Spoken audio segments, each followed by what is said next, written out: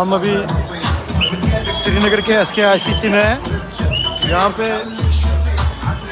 चिनार book festival चल रहा है, जिसमें हमारी भी परफॉर्मेंस होगी कल 11:30 बजे। आप अगर आना चाहते हैं, हमारी लाइव परफॉर्मेंस देखना चाहते हैं, तो आप श्रीनगर के SKICC में आ सकते हैं। एंट्री फ्री है, यहाँ पे एंट्री फ्री है। हमारे साथ हमारे एक्टर्स भी होंगे, खासकर हमारे जावेद साहब कल पहली बार लाइव परफॉर्मेंस करेंगे हमारे साथ, और महराज साहब हैं। अस्सलाम वालेकुम दोस्तों, कल हम सबको कहना चाहते हैं कि आप आइए इधर SKICC में।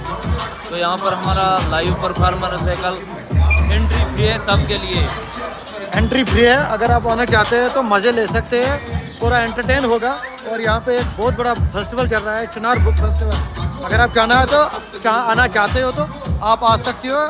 एंट्री भी फ्री है और मज़े कर सकते हो और मज़े ले लो। आओ हमारी लाइव परफॉर्मेंस देखो। और यहाँ से बहुत सारे प्रोग्राम चलते हैं, और बीच में हमारा भी एक प्रोग्राम चलेगा, लाइव थिएटर प्रोग्राम, और लाइव भी चलेगा वो।